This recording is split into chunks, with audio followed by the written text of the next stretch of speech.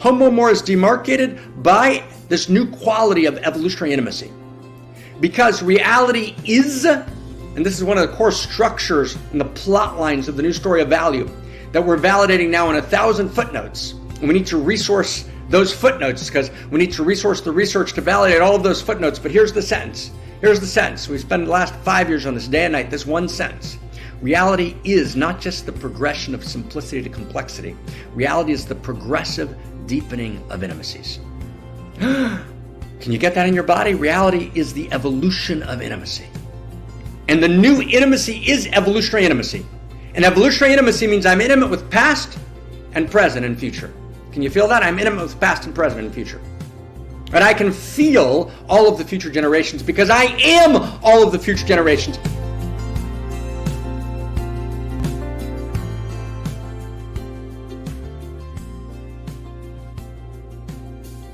So welcome everyone. This is the hub of the revolution. And that's very much what we say to each other. It's like freedom fighters have always done in every period. They would meet each other in the marketplaces, hidden from the eyes of the powers that be. And they would say to each other, and they'd look at each other in the eye, and they'd say, revolution. Revolution.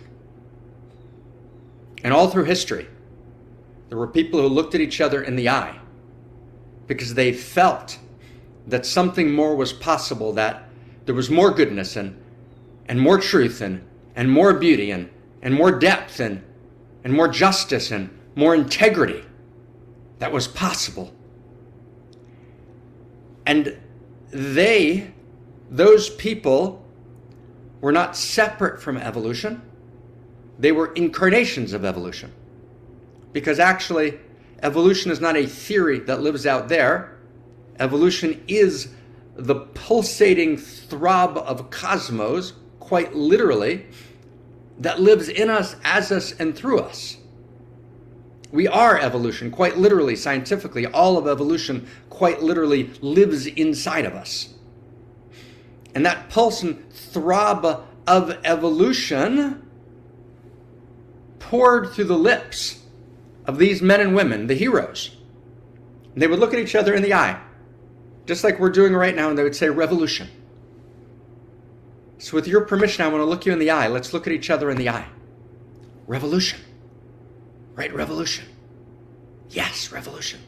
And there's a fist in revolution because there's something that needs to be smashed. It's why Ibrahim, this major figure in the three great traditions, is called the iconoclast. You know the word iconoclast is one who clasts icons. And icons are the false idols, right? Icons are the broken structures of thought that we begin to realize, and the broken structures of value that we begin to realize are degrading and defacing to human dignity because evolution's ready to move the next step. Evolution's ready to evolve. Love's ready to evolve. Value's ready to evolve. Now, let's feel this together. So we're at this moment unlike any other moment in history. And we've called it a time between worlds and a time between stories. Right?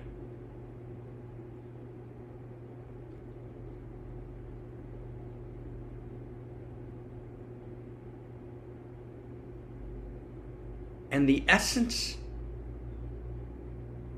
of what we talked about last week, which Christina Tahel so gorgeously recapitulated today. The essence of what we talked about last week is to try and understand what this moment of time is.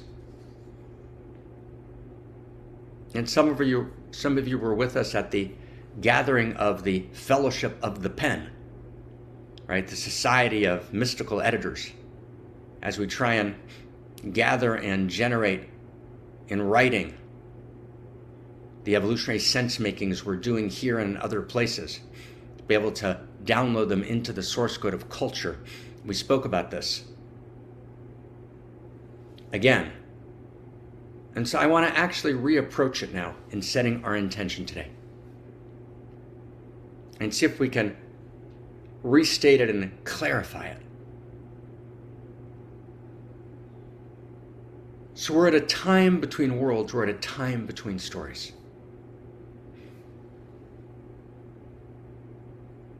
A decade ago,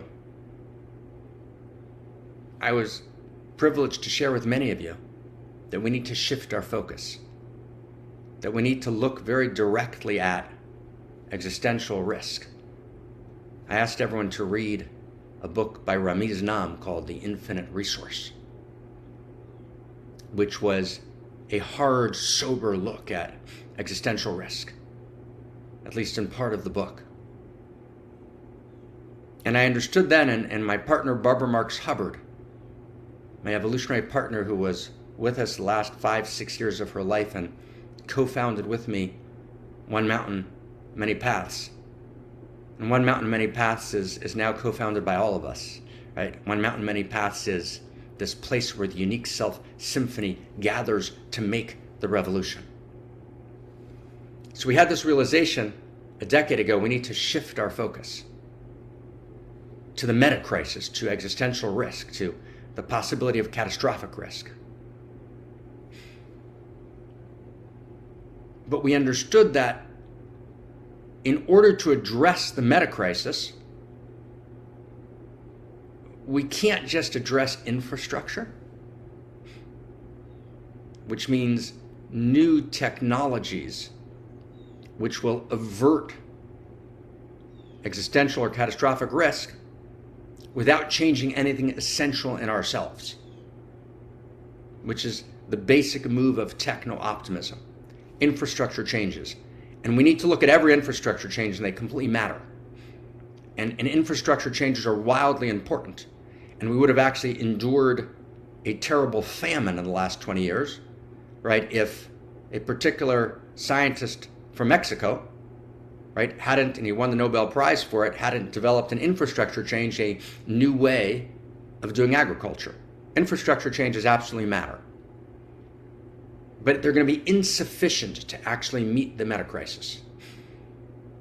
And social structure changes, new laws that restructure the way governments work and the way resources are allocated may be important in critical ways, but that's also insufficient.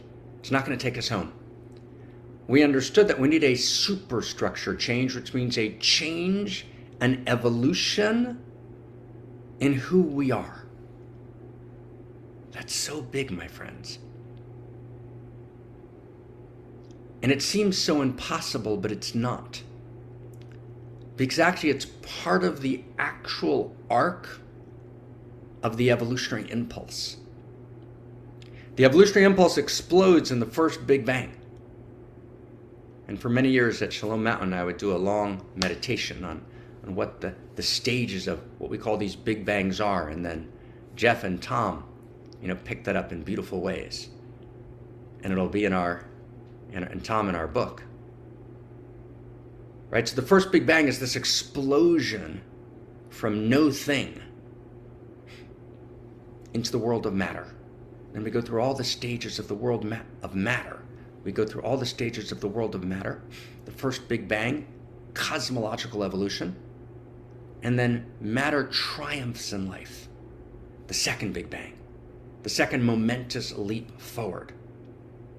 And although physics and mathematics can explain something of the world of matter, mathematics, as Stuart Kaufman points out, is insufficient to explain biology. Wow. Physics can't explain biology. Physics can't even touch biology. So there's this new Big Bang, this new momentous leap, this emergence. And that is of the world of life, and that's biological evolution. And then we go through all the levels of biological evolution. And then life itself triumphs in a new emergence which is the depth of the self-reflective human mind. An explosion of something new. Cultural evolution. Now let's understand. In each of the levels of cosmological evolution, and then from cosmological to biological, biological to cultural evolution, there's both discontinuity, which is why we call it a Big Bang. So in the move from matter to life, there's discontinuity. It's a new Big Bang. It's a momentous leap forward. In the move from biology, biological life, biological evolution, to the self-reflective human, there's continuity and there's discontinuuity. And this is not minor. Every piece that we're saying here is we're actually putting forth, we've spent a decade on it, what I think is the most accurate understanding of reality we have today that hasn't yet made it into the science books and the history books. And we're now writing it up in a great library. So every sentence is critical because we're handling an enormous amount of challenges to thought here and articulating through this second simplicity formulation. And by second simplicity, I mean the simplicity that comes after complexity. It's not first simplicity. It's not sloganeering. It's not a default simple understanding. It takes into account, after first simplicity, all the complexity, level 2. Then level 3 is second simplicity. So I'm speaking the language of second simplicity, but all the pieces matter. So what I'm describing here is what I would call a narrative arc to history. And that itself is a huge idea, that history has a narrative arc, that history is a story. That reality is from the very beginning a story. That story is not just a human creation, but actually the structure of reality is a story. And it's what the lineages meant in their own languages, in Sanskrit and particularly in Hebrew Aramaic. God loves stories. What that means is that's code for reality is structured as a story. There's a narrative arc. Reality is not just a series of facts, as science says. And reality is not just, as religion has generally said, reality is not just a vestibule, a pass-through room in order to get to the real world. No, this world's absolutely real. It ultimately matters. And there's a story being told here. There's a narrative arc. History is going somewhere. And we're actors, we're players in that story. And our stories are chapter and verse in that larger story. It's like, wow, right? And so we get to this third level. Matter triumphs in life. Life triumphs in the depth of the self-reflective human mind. Clear, everybody? Everyone getting this? We clear? We okay? So then we get to this third level of evolution, which is, okay, let's stay close, friends, which is cultural evolution. Then we go through all the stages of human development. Life has triumphed in the depth of the self-reflective human mind, in the human being. Now, is that the end of evolution? Is that the end? Is it 3 big bangs and we're done? No, that's not the nature of the narrative arc. There's what I called a number of years ago a 4th Big Bang. And this is at the very core of cosmoerotic humanism. Cosmoerotic humanism is the name of the new story of value that we're telling, which is rooted in first values, evolving first values and first principles. We call it cosmoerotic humanism. And at the core is this notion that together with Barbara Marx Hubbard, together with Zachary Stein, right, and other people around the world, we've articulated, and I call it the 4th Big Bang. And we're calling it together in this Unique Self Symphony, the 4th Big Bang. And the 4th Big Bang means that the inherent narrative arc of evolution is that there's something more. There's more to come. There's more value to come. There's more eros to come. There's more love to come. There's more of our humanity to come. Meaning we don't triumph in the movement from biology to the self-reflective human mind, in the movement from we might call the biosphere to what the Russian early thinkers of the early 20th century called the noosphere, right? The world of self-reflective human mind and culture. The noosphere is not the end of it, okay? There's something even deeper. And that deeper place is when there's an unfolding, there's an evolution of both the universe story and the story about who we are. There's an evolution of two stories, the nature of our identity, the identity story, and there's an evolution of the universe story. And that brings with it two other evolutions. One is the evolution of how we understand power. So there's an evolution in the narrative of power, and there's an evolution number 4 in the narrative of desire, how we understand desire. So there's this major evolution. There's this movement from Homo Sapien to Homo Amor. But that's not a fanciful movement. That's not a conjecture. That's not a wild idea. That's actually the inherent logic of evolution itself. Okay? That's the inherent logic of evolution itself. And so we're at this moment, in this time between worlds, in this time between stories, in which everything's at stake. There's a meta crisis. All civilizations have fallen. We haven't solved the factors or the multifactorial issues and vectors that cause their failure. We now have a global civilization.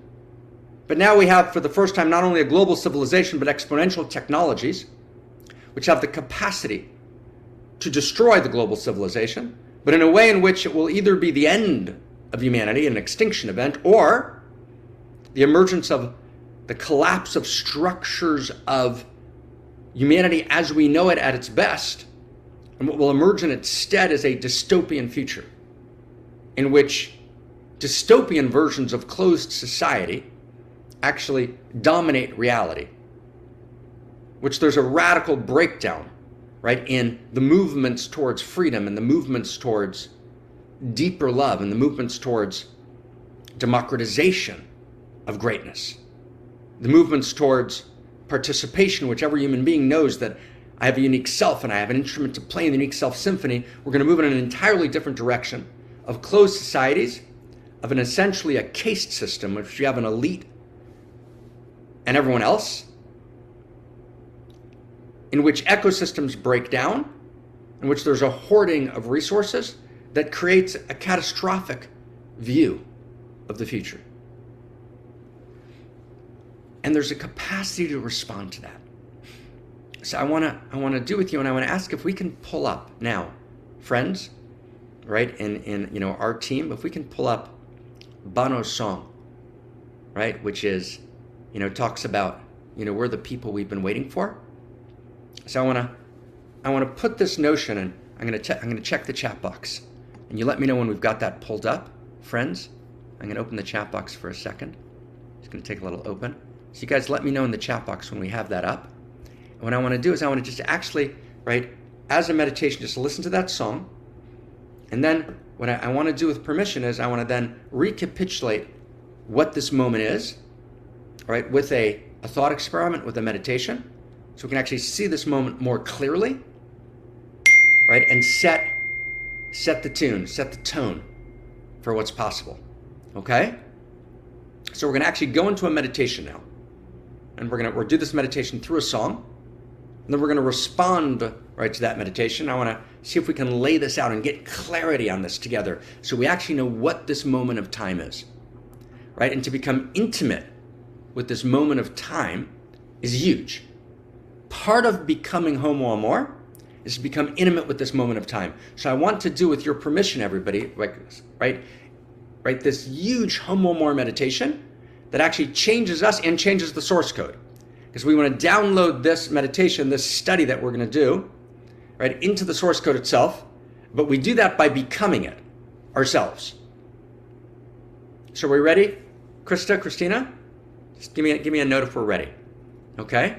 So we're just gonna take us inside this. We're gonna do like a 2-minute, 3-minute meditation on this. And then we're gonna go all the way. Okay? So I'm gonna ask everyone, if you can, don't text now. Don't do anything else. Right? Let's stay inside. We have the ability to focus, to put our attention. Right? In Hebrew, the word for attention is simat lev. Let's place our heart. The placing of the heart is intention. So we're now the band of outrageous lovers. We're in the revolution. We're at the heart of the revolution. We're in this time between worlds and this time between stories. And it's up to us. Quite literally, we're evolution hanging in the balance for real. Right? Just like that group of revolutionaries was in the Renaissance, right? Led by Da Vinci and his cohorts, who had to tell that new story of value, who had to shape the future in a new way with radical audacity. We're those people. This is our moment. And this is going to be more real than we can even possibly imagine. This is for real, right? For realsies, as a friend of mine once said. Okay? Let's walk into this meditation, okay? And then we come back together, all the way in.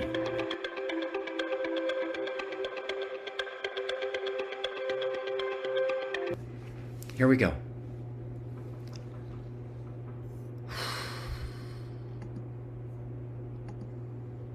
And it's so big, I want to just, a prayer, right, that we can get this right, okay? We're in this time between worlds. We're in this time between stories. We're in this time between worlds. We're in this time between stories. So what does that mean? We're at a time in which evolution is desperate to birth its new emergence. Homo Sapien is desperate to be fulfilled as Homo Amor. And as is the nature of the intimate universe, it's only that emergence of Homo Amor, of the new human and the new humanity, which can respond to the meta-crisis. So what is the consciousness of Homo Amor? So let's go several steps here. Step one, I'm going to ask everyone, unless you're driving, if you're listening to the replay, or if you're driving now, but if you're not driving, close your eyes. Imagine all the people that have lived in the world up till now. And on some deep level, we actually realize that we are all those people. I have a friend, one of my dearest friends, who's here today with us, Terry Nelson, who has led seminars all over the world for tens and tens of thousands of people. And one of the practices he does is that when someone would come late, let's say they'd come 10 minutes late to a session, he would say this strange thing to the group. He would say, "We all came late." And people would say, "That's strange. What does it mean we all came late?" And so Terry tried to communicate something which was, I think, even in Terry's mind, not logical, but his body knew its truth, which was he would say to people, we're all that person. There's no split between us and them. And of course, on some level, there is a split. There's human responsibility. There's distinction. There's uniqueness. We're all unique selves. And that's absolutely true, of course. And there's a deeper level of realization, which we understand, that we're also all part of the same true self. And true self means that there's a field of one consciousness and one desire. There's one heart and there's one love and there's one breath. We're all irreducibly unique expressions of the field, yes, and yet we're also all inseparable from the field. And the field transcends space and time in the sense of this limited moment in the space-time continuum. There's some true dimension, if you can access this, and this true dimension is available in physics through certain mathematical vectors, and this true dimension is available in the interior sciences. There's some real dimension in which we are everyone. We're everyone that's ever lived. We're not actually separate from the field. We're all of the lovers and we're all of the beloveds. And we're all of the murderers and all of the murdered. And we're all of those who danced in joy. And we're all of those who are madly heartbroken, tortured in tears. We're man and we're woman. And we're every version of transgender that ever was, is, or will be. We're white and black and yellow, and we're deformed, and we're strong and healthy and sick and frail and fragile. We're wealthy, elite, and we're destitute and poor. We're all of it. So imagine for a second being all of it. Imagine that actual consciousness. That you don't hold it in every second of every day. We hold unique self-consciousness most of the time. But we have to have access to and the background of our foreground consciousness of unique self. The background of our foreground consciousness of unique self, the background is Homo Amor consciousness. And Homo Amor consciousness is I'm everyone. And everyone's me, and there's a truth to that, there's a reality to that, there's an ontology to that. So imagine for a second all of the people that ever lived, and there are approximately 100 billion people. And if you stretch out those 100 billion people, as we said last week, and as Christina Amelon recapitulated this morning, if you stretch out those 100 billion people, one after the other, and you actually live each life consecutively, you will have lived for about 4 trillion years. And I'm repeating this not as information. We're not in the realm of information now, we're in the realm of evocation. We're evoking a consciousness inside of us. We're evoking a consciousness in humanity.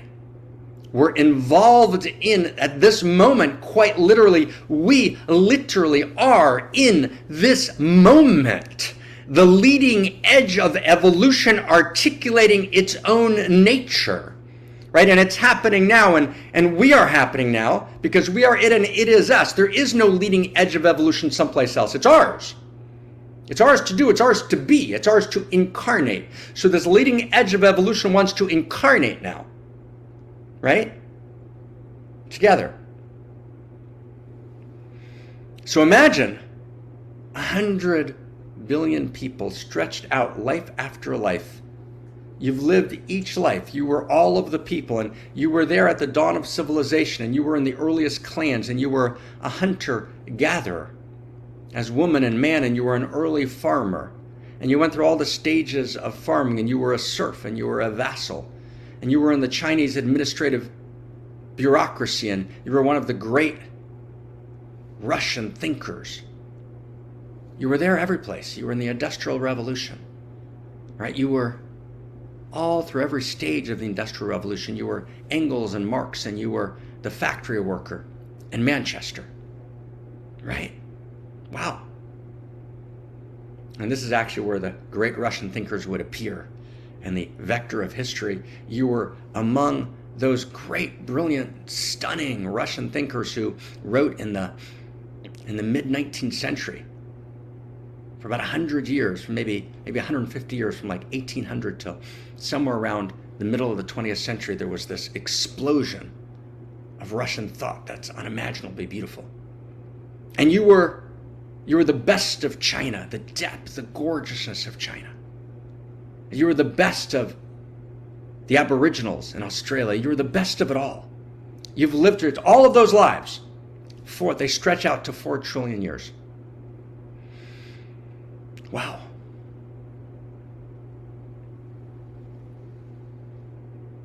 But if you have any sense of what the future holds, if we don't extinct ourselves,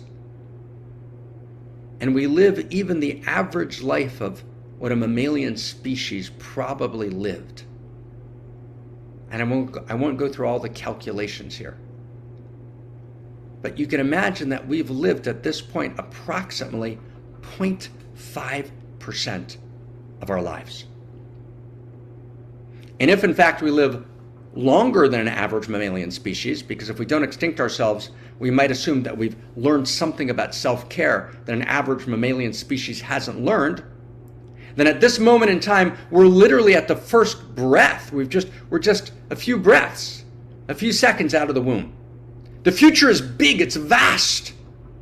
It's why the name of the divine in one of the great traditions of interior science is Yud, He, Vav, He. And perhaps when we replay this clip, we can actually put that name of God on the screen. And names of God in the great traditions are the source code structure of reality. They're the DNA of reality. That's what a name of God is. It's the DNA of reality. And in this particular great tradition, which completely shaped the Renaissance and shaped in many ways or intersected with Eastern thought, Yud, He, Vav, He, it's a 4-letter name of the divine. And the Yud, the first letter, Y-O-D, the Yud is the future. Yud is the future. And then He, Vav, He, the next 3 letters spells Hoveh. And Hoveh is the present. So the name of God is the impossible conjugation of the future and the present. People often cite from the canon of Western civilization, the book of Exodus, they cite the statement by infinity, I am that I am. But that statement doesn't exist. It's not in the original text. The original text is Ehyeh asher ehyeh. I will be what I will be, which is the sense of the future. The future. So Homo Amor, the consciousness of Homo Amor, is that I am all of the past. I'm actually aware, I feel all of the past. All of the past lives and all of the past epics and all of the past histories and all of the past cultures and all of the unfinished business of the past and all of the traumas of the past, both collectively and individually, as we go back in our own individual stories and we clarify the trauma and we find the deep space of radically awake, alive value that lives underneath the trauma, in which reality is luminous and shining. So we bring together all of the past. Homo Amor receives all of the past. And Homo Amor lives in the depth of the present. Homo Amor is the now. And one of the verbs of Homo Amoring is nowing. The capacity to come back to the full presence of the present and be available to the moment and let the moment love me open and to love this moment open. And the only true decision we have from the perspective of the now is, will this moment be open or closed? Is this now open or closed? And so in the name of God, there's Hoveh, the now. He, Vav, He, the present, the now, the presence of the present. And all healing is available in the now. All healing needed in this moment is available in this moment. So if I leave the moment, I can't heal the moment. If I'm lost in the trauma or in a strange techno-optimist future, which is willing to deface the present, I can't heal the moment. That's the nowing. And yet there's a third dimension to the consciousness of Homo Amor, which is the future, which is my willingness to be intimate with the future. I feel the joy and suffering of the past. I feel the joy and suffering of the present intimately. It lives in me. I'm madly filled with joy. I'm a little girl and a little boy, right? I'm girl and boy, and we're dancing in the joy of the naked present. And yet I suffer. I suffer all of the unrighted wrongs of the past, all of the injustice and all of the pain and all of the joy and the glory and the triumphs of the past. And I suffer now. I'm in mad joy now. And I feel the future, and the future is vast. And Homo Amor is willing, Homo Amor has the capacity to incarnate the evolutionary impulse which reaches for the future, to become the name of God that is the future, and to feel the future, to literally feel the future, to be intimate with the future. We're developing a series of equations in the interior sciences in this new story of value, cosmorotic humanism that we're articulating, formulating together. And the intimacy formula begins, there's an intimacy equation. It's one of 15 equations. The intimacy equation begins, intimacy equals shared identity. So we have shared identity with the past, we have shared identity with the present all over the world, and we have shared identity with the future. So the trillions and trillions and trillions and trillions and trillions and trillions and trillions of unborn people, and unborn children and unborn babies and unborn men and women and unborn creativity and unborn beauty and unborn poignancy and unborn depth and unborn meaning and unborn value and unborn divinity, right? And the great paradox of the interior sciences that there's traces of in the exterior sciences and mathematical equations, there's this paradox of the infinite and the finite. Infinity births the finite, which makes more infinity. That's one of the great realizations of the interior sciences. Infinity plus finitude. Finitude means the now, us, history, past and present. The reality, the manifest world, all of our stories, all of our holy and broken hallelujahs. Right? The human being struggling for, reaching for divinity. The human being reaching to become Homo Amor. The human being reaching to become the good, the true, and the beautiful incarnate, right? All of that. Can you feel that, friends? All of that. All of that is what we call the finitude. That's finitude. So infinity plus finitude equals more infinity. So the future is more infinity. And let me say it differently. God plus humanity equals more God. Can you feel that? God plus humanity equals more God, which means the fundamental equation of realization is that there's more God to come. Okay. Can you say that without crying? Tears of ecstasy and tears of pain at the possibility that we would murder God, that we would murder the future, that we would be unable to intimately feel the cry of the future whose only voice is through the tear ducts in our eyes. The only way the future can cry its tears of ecstasy, and its tears of longing to be born is through us. So we're at this moment in history in which we need to feel the future, in which Homo Amor consciousness needs to be born. And I want to add something to this. The implication of this equation is that this moment is contingent. And I want to introduce that word contingent, C-O-N-T-I-N-G-E-N-T, contingent. And that word can be used in many ways. The way we're using it here is contingent means it depends on us. If we don't do it, it might inevitably get there in some way, somehow, but the level of suffering, the level of pain, the level of breakdown could be unimaginably greater. So it's not like spirit moves and we're just puppets being tested in some simulation or tested in some religious view of the world which says this world is just a testing ground. And by the way, that notion expressed by people like Nick Bostrom in Oxford, and that reality is a simulation, the simulation hypothesis, and that notion of religion that says this world is this testing ground, those are actually very similar notions. That's not actually the deepest realization of reality. The deepest realization of reality is that what we do here matters. That reality is contingent. Right? That is, what we do and how we come together and whether we step into the fullness of who we are or we don't actually matters infinitely, because we are the face of the infinite. We are the face of the divine. And God plus us equals more God. God plus me equals more God. You can't actually get up in the morning and be intimate with yourself unless you actually understand God plus me equals more God. God plus you equals more God. God plus we equals more God. That's actually true. Wow. Right? We begin to feel this. Now let's go another step. Let's go one more step, okay?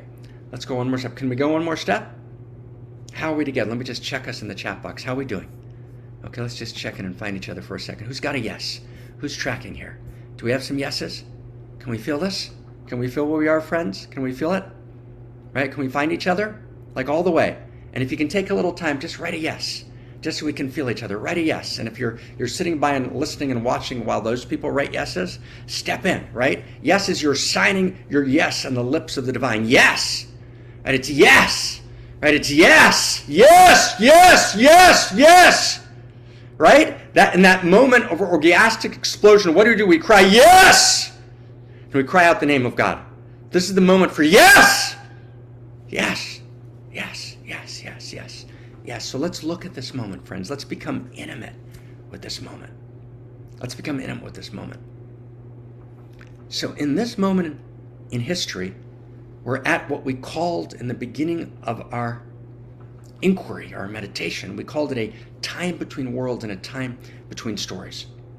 And a time between worlds and a time between stories means that there's two qualities of plasticity. And plasticity means, stay with me, a term that was coined by William James. Thank you, Kirsten, for that reference. A term that was coined by William James. Thank you, Kirsten, for that reference. Oh, it's a recording. He just said it twice. Oh, it's a recording. He just said it twice. I'm just being funny and seeing if you're paying attention. Okay, stay with me, okay? We're ready to go? So, neurocultural plasticity means it's plastic. So William James talks about plasticity as an emotional plasticity, which is the moment where you can shift your field of feeling. You got that? You can shift your field of feeling. Generally, our feelings are locked in. We can't change our feeling tone, but there's moments we can shift and actually transform our interior experience of feeling. Then we learned about brain plasticity. Metternich, right, taught us with other researchers that the brain, which we thought was absolutely fixed and unchanging, the brain was actually plastic. And plastic means that at moments of crisis, we can actually, through profound practice, we can actually rewire the actual neural circuits of the brain. That's brain plasticity. And there's important works in the last 25 years written about brain plasticity. So neurocultural plasticity means there's moments when culture is plastic. There's moments when culture is absolutely locked in. It doesn't shift, it doesn't fix. Right? It can't be fixed, it can't be changed, it's fixed. And there's times which we might call a neurotemporal plasticity. And Jacqueline, you and I talked about that this week. Temporal means time, neurotemporal plasticity, which is why Ecclesiastes Solomon said there's a time for everything under the sun. And what he meant was not just a kind of moralistic idea. He meant that there's an invitation. The time's a particular kind of invitation. The actual Hebrew word for time is zman, Z-E-M-A-N, and zman means invitation. There's an invitation in time. There's a neurotemporal plasticity. And that's the nature of this time. This is a time between worlds. It's a time between stories. It's a time of neurotemporal plasticity. It's a time when we get off the desktop into the source code, and we have to actually both deal with our individual and personal lives and whatever our traumas might be, and everyone suffers uniquely. We got to get out of that, and I said to a dear friend of mine in the last few weeks, we have to take our seat at the table. Right, dear friend? We actually need you, and we need the fullness of your presence with everything you can bring to the table. Right? Because we're at a time between worlds, at a time between stories where there's neurotemporal plasticity, means we can change it now. There's neurocultural plasticity. Culture itself can be changed. And let's meditate it. Let's go back to the 6th century. And I thank William McCaskill for this reference. The 6th century. The Zhou dynasty has just fallen. We're in China. And what emerges for the next 400 years, is these 100 schools of thought. in which these schools of thought are competing with each other. And there's Taoism, and there's Confucianism, and there's Moism, and there's what was retroactively later called legalism. And each one of these is a vision of reality, and they're fighting with each other, right, to actually become the source code of China. And for 400 years, there's plasticity, there's possibility. And then at some point, 400 years later, it locks into place. There's a values lock-in, and Confucianism wins the day. And for 1,000 years, Confucianism reigns in China. But it's so much bigger than that. That's a unique moment in history which you can feel. But that's just a model for what history actually is. It's long periods that are unchanging, and then there's unique windows of plasticity. We're at a window of such plasticity, but this might be the last window, because all global civilizations will fail, and there's only been so far one global civilization, which is ours. And all global civilizations must fail if we haven't actually healed the source code. Because all previous civilizations, as Joseph Tainter points out, failed, collapsed, because they operated based on simple first rules and first principles that weren't aligned with the ultimate nature of reality. And Tainter doesn't say that, but we're adding that to Tainter. We haven't solved all of the breakdowns and the causes of breakdown, the generator functions of breakdown that crashed every single civilization. Rome's gone, and Persia's gone, and Greece is gone, and the Byzantine Empire's gone, and the great American Empire's gone, right? And the great Russian Empire's gone, and the great Chinese Empire's gone. And yet, we're operating according to many of the same flawed first principles and first values, but now we're a global civilization with exponential technologies. So that civilization must crash unless we actually evolve the source code. We actually move from the desktop into the source code, which we can do now because there's a moment of plasticity. That's where we are. We're in this moment of neurocultural plasticity in which we can actually change the whole thing. It's a plastic moment. Crisis is an evolutionary driver. Our crisis is a birth. When there's a crisis in the brain doesn't turn off. The brain generates the possibility of actual plasticity, of rewiring the neural circuits. There's a nervous system to the planet, and units of thought, units of dharma, units of superstructure, units of insight, understanding, units of value are the neurons of the nervous system of the planet. And in this moment, no values are locked in. We live at this time of enormous struggle, enormous polarization, in which most of the world has stepped out of the field of value. Value has become identity, and a vast system of identity politics have taken over the world, not just the United States, all over the world. People have conflated the value they're standing for with their identity, but they're not really in the field of value. So there's no sense of intrinsic value. We've stepped out of the Tao, we've stepped out of the field of value, but of course you can't really step out. But we think we've stepped out. So we've transposed the value that we've chosen. Whether it's the pro-life people in America say life is our value, the pro-choice, choice is our value. The Chinese have a particular set of values that saying these are the values that count, and no other values do. And so does Russia. Right? Actually, Putin, in a hidden way, is standing for what he thinks are a couple of values, but they're not really in the field of value. He's taken them out of the field of value. They've become absolutes. They've become his identity, and therefore all other values, right, disappear and allow for atrocities of the worst kind in the battlefield. But actually, every system in the world today, that's where polarization comes from. Everyone stepped out of the field of value and said, my value is my identity, and I'm going to fight for my value. We need to do is realize, wow, we need to re-step into the field of value together and to actually begin to synergize and articulate a cogent new story of value. But that's possible today because there's no values lock-in. That's possible because, in fact, there is this polarization, right? There is this, like there was for 400 years in China. There are these competing schools of thought all over the world. But what's going to happen?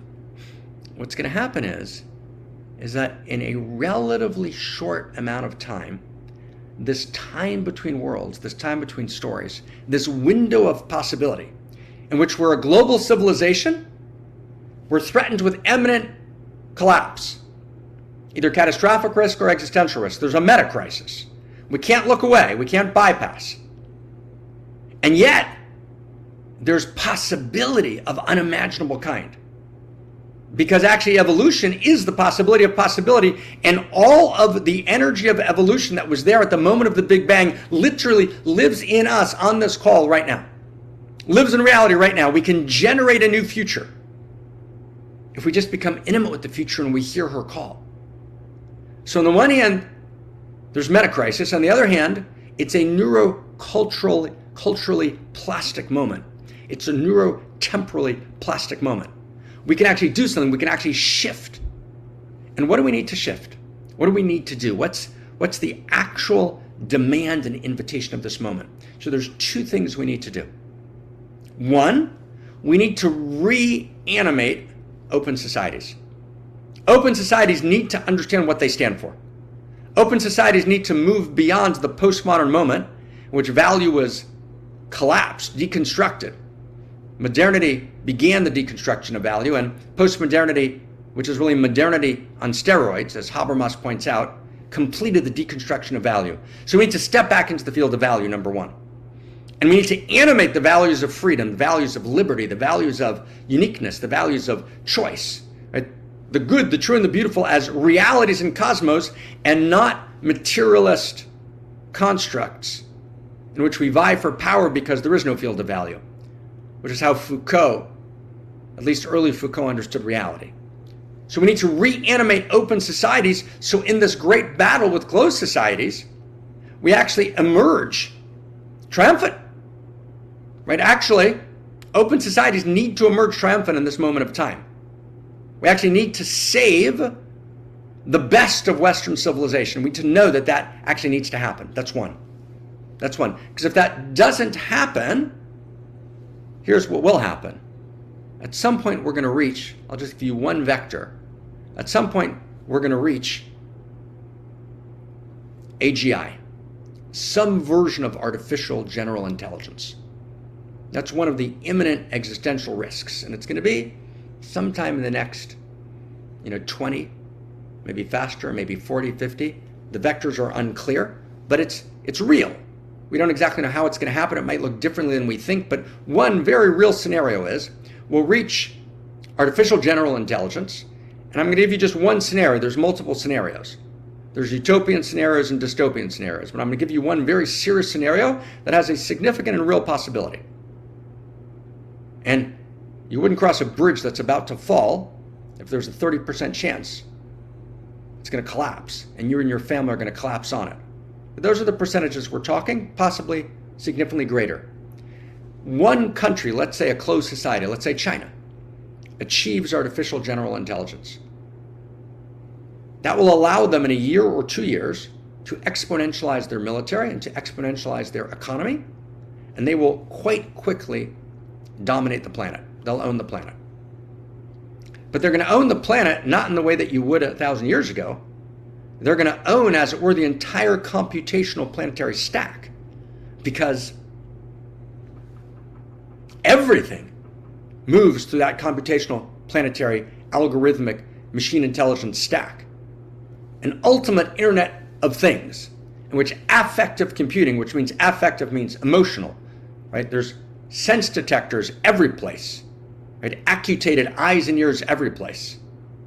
What you think, what you feel, that's exactly where affective computing, coming out of the MIT Media Lab in the last 20 years, headed by Rosalind Picard, that dimension of the laboratory, one of the students of Alex Petland. Affective computing, well, actually going to know what you feel. And if you feel something which defies the powers that be, let's say in China, in this scenario, you're actually knocked off the grid. You can't get food. You can't get a job. your family can't get health insurance. Just like WeChat in China is a one-stop shopping for everything, there's going to be a one-stop shopping. Through a biometric signature, you're going to get access to the web. And if you feel against what you're supposed to feel, you're knocked out of the system. You're frozen out. We're actually going to go back to the place of the early clans, in which if you didn't identify with the clan, you're actually left outside and you die. Wow. We're actually moving quite rapidly to that possibility in which a closed society achieves AGI and they impose a values lock-in. There's a values lock-in that takes place. And that values lock-in is a values lock-in of dystopian value. And that lock-in is mediated not like Confucianism. Confucianism, the values lock-in of Confucianism was mediated by multiple factors, including the technology of writing. The Chinese administrative state deployed writing to actually lock in the values of Confucianism. But in this moment, a new Chinese state could deploy artificial general intelligence, right, to lock in values. And they could lock them in for 1,000,000 years. Can you hear that? So what's the challenge of this moment? There's actually a twofold challenge. I want to add something with permission, friends, huge. So one is we have to reanimate open societies with value, so open societies actually understand what is the fight that we're in. And most of the young generation has no idea, and most of the old generation has no idea, although there's a faint memory in the older generations of the fragrances of value. But actually, if you look at the studies now of how millennials around the world relate to democracy, they don't even understand why it's a value, right? If you look at the studies and how many people are having sex in the world, sex is going way down in the world because people have lost the actual value of sexuality. It's an actual value. It's a first value and first principle of cosmos. Right? The value of irreducible uniqueness, the values of irreducible personhood, those are all getting lost. So we need to actually reanimate, friends, open societies. But now here's the momentous leap. I'm going to take a huge leap with you, friends. Okay, we ready for a huge leap? Who's up for a huge leap? Let's take a huge, crazy leap here, okay? Huge, crazy leap. We have to actually do something even deeper. We have to actually go to the best of Russian literature, the best of Chinese literature, right, to the best of Asian literatures. And we have to actually tell a new story of value that actually is so compelling that we actually overcome the polarization between open and closed societies, that actually we all come on board in a new universal grammar of value as a context for our diversity. We don't want to be homogenized. We don't need a totalitarian sameness, but we actually need to articulate a new story of value in which actually everybody can come on board.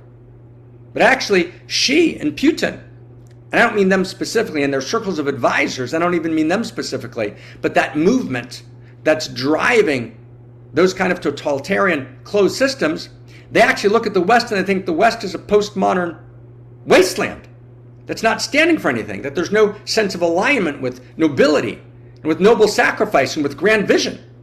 And since Putin and Xi have a sense moving in them, perhaps in corrupted and distorted and degraded ways, right, on multiple vectors, but also in sacred ways, at least sparks of the sacred. Right, Xi, brother, if you're watching, I can't get on board with the 1,000,000 people in your concentration camps. Putin, brother, I get why you feel like NATO is encroaching upon you, and that's real. Right? And I also saw Oliver Stone's movie about the Ukraine burning in 2014, so I get your point of view, but that doesn't give you a right to do those atrocities in the battlefield, because there's a field of value that you're in, and power is not the only value. So brother, you got to participate with me. Now I think you think, brother Putin, you think value is not real because that's what the academy downloaded. That's what you were raised on. I get it, brother. But actually, value is real. And we have to actually re-articulate value theory. And to actually articulate a vision of value, right? Stay close, friends. Stay close, stay close, stay close, stay close. We've got to articulate a vision of value. And that vision of value needs to hold the deepest insights of every great tradition. The deepest insights of every culture. Every culture has to confess its weakness and confess its greatness. whether it's Christianity or Islam, whether it's the Aboriginal systems. We can't do a kind of New Age valorization of the Aboriginals or a New Age valorization of the Incas and the Aztecs. No, every culture had its tragedies. We have to confess the tragedies of our culture and confess our greatness. And we need to weave together the unique value of every civilization based on the unique epistemological methods, the unique ways of knowing, and weave that together into a new story of value. And that takes resources, and that takes time, that takes energy. And we're developing, I've spent the last 10 years together with friends working out how to do this. We can do this. We need to resource it. We can do this. We need to tell a new story of value, which is so compelling, which is more powerful than the most enticing, most intoxicating movie. It's the drama of reality. It's the drama of the fourth Big Bang. It's the drama of Homo Sapiens becoming Homo Amor. It's the drama of Homo Amor who actually embraces all of the past, which means I bring on board, I integrate the best and truest and deepest validated insights of all of the great cultures.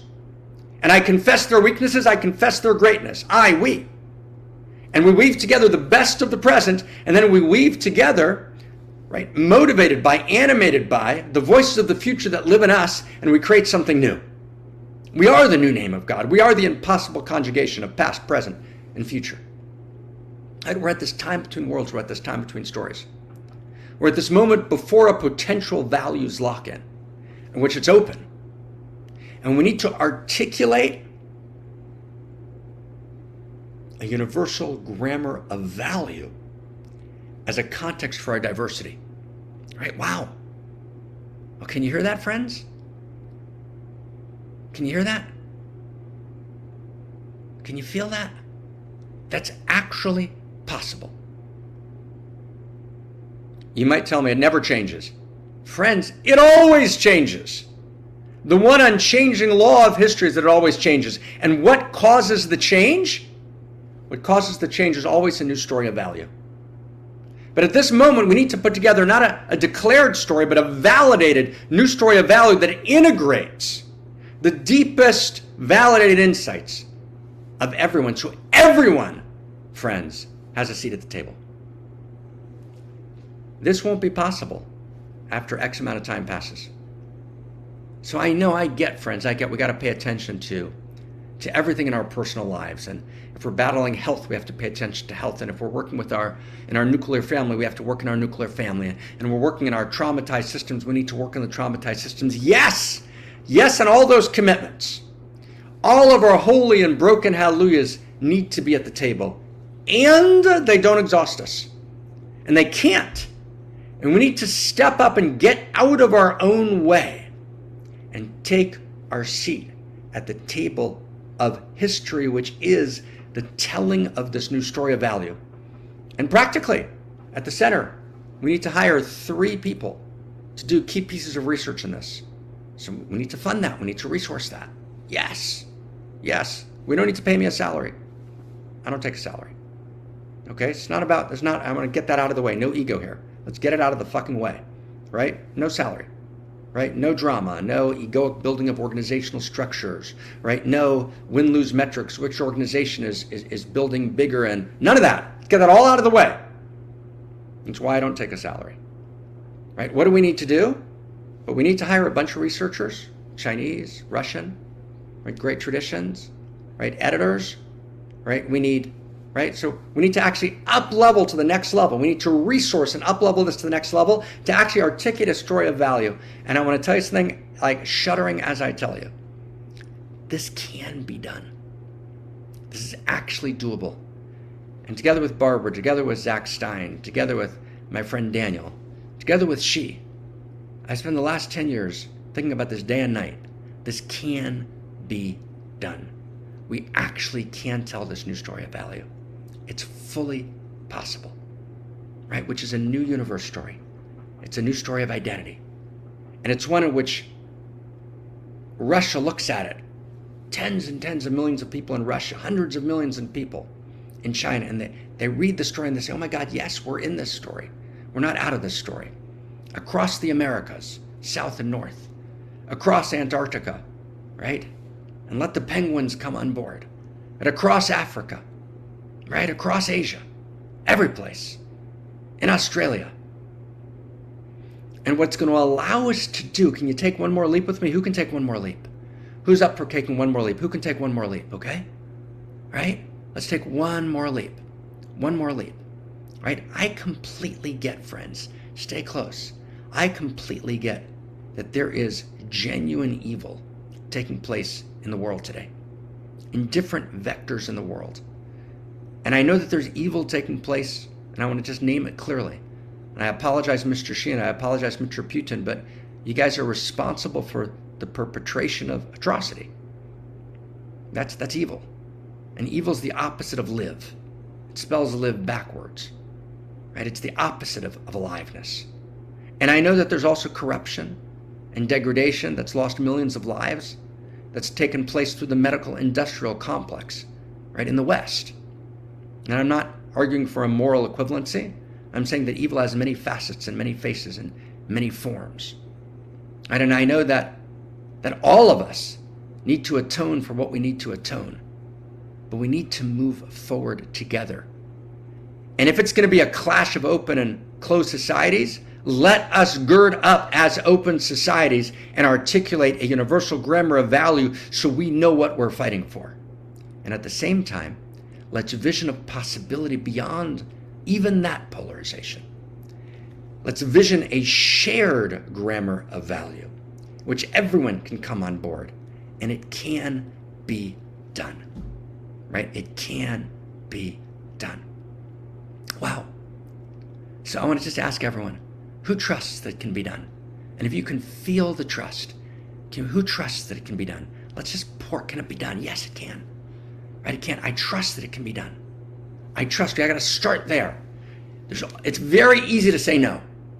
I challenge you to say yes. I know how to say no.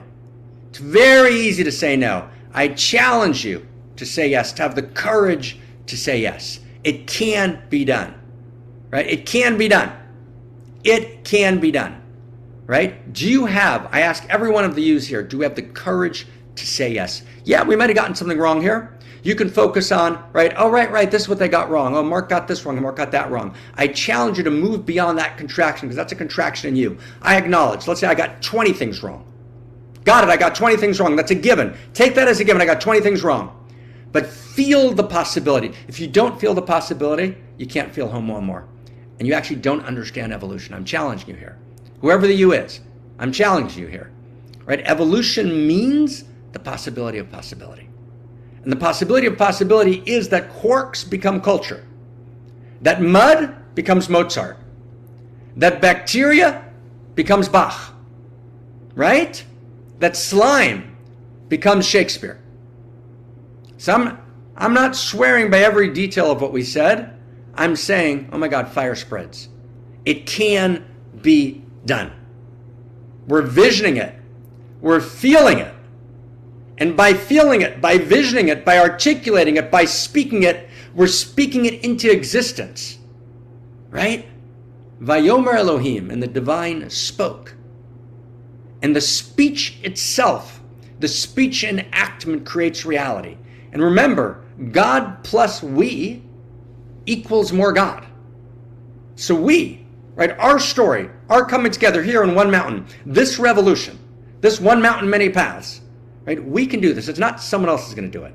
And people will do what they do around the world, and we'll join hands with anyone, right, that's actually deep in this story. But we're not waiting. It's not someone else. And I'm going to do this last step, okay? This last step, okay? Last step.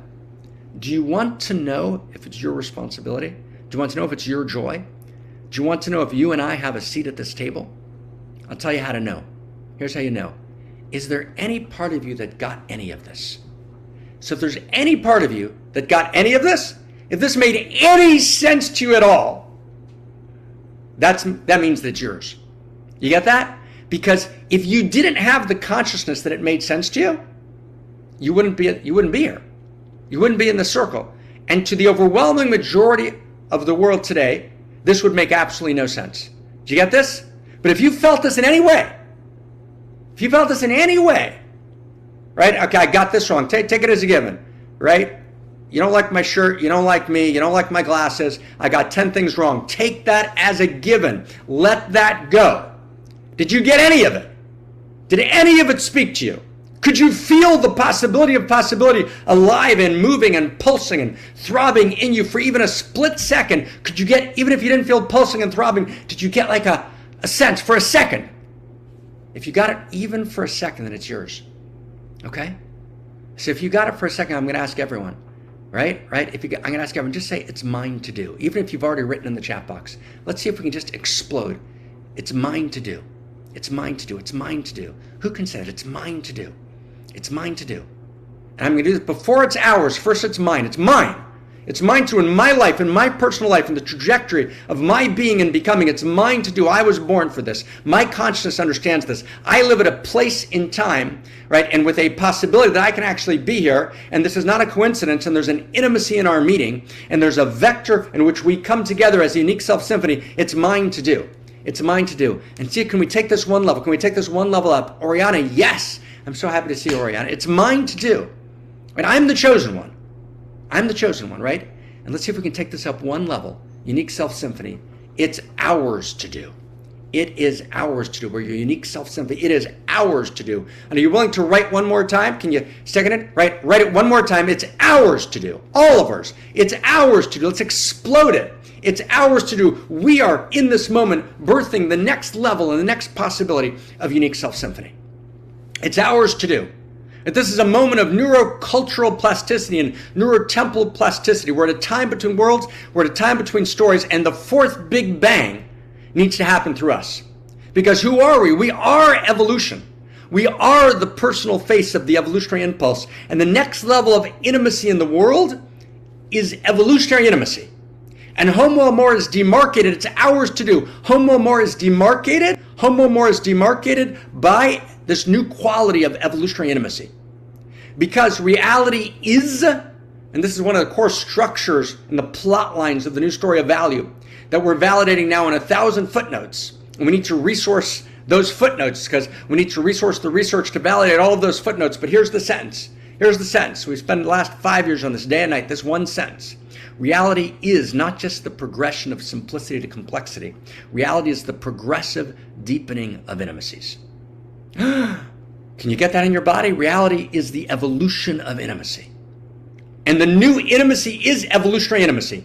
And evolutionary intimacy means I'm intimate with past and present and future. Can you feel that? I'm intimate with past and present and future. And I can feel all of the future generations because I am all of the future generations. Because, and Terry, this is what you were saying when you taught those seminars all over the world implicitly, all of those future people are me. I am all of those future people, quite literally at some deep level of reality, validated by the fragrances of mathematical equations and physics, and validated more profoundly even by the deepest calculus of the interior sciences. I am all of the future. So imagine you're a teenager, and you've got this huge life to live. Do you suicide? Do you take risks that suicide you, that prevent you from living that life? You can't. You can't. So it's ours to do, friends. Right? We're the unique self symphony. Right? We can live all those future lives. And the way we need to do it is to realize our radical intimacy with the nature of this moment. That's what we did today. We did a Homo Amor meditation. And in this Homo Amor meditation, all of us have a place. And everything has a place.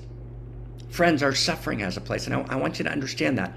This is not a notion which says, let's sweep away the personal suffering, right? And only work as the revolutionary and ignore family. Don't ignore family. Family is infinitely valuable and matters, but don't let yourself be exhausted by the story of the personal, even if it's exhausting. And I promise you, friends, I know a little bit about suffering, and at least some verticals of suffering, I've suffered exponentially, exponential pain. I've lost nights and nights and nights crying and different vectors of personal pain. I know something about personal pain. Most of my family was gassed, right? Go back a generation. Didn't go well, right? My mother was buried alive, quite literally, right? By the Gestapo at age 4, literally buried alive in a grave, quite literally. I know something about suffering. I know something about trauma. Yeah, but you got to bracket the trauma, holy brothers and sisters. Let's deal with the trauma and bracket the trauma. And one of the ways I bracket the trauma is I feel the call of the future. I feel the possibility of possibility living inside of me, right? So yes, we take the present seriously. Yes, we need to recover memories of a better past in our personal lives and in our collective lives, and we need to receive the baton of the past and reanimate and liberate the sparks from the broken vessels of the past and engage the present. But we're called forward by the future, right? Our vitality, our life, we're filled with the full power of the name of God, Yud, He, Vav, He, the impossible conjugation of the Yud, the future, with Hoveh, He, Vav, He, the present. And the future calls us. We're called by our future selves. Wow.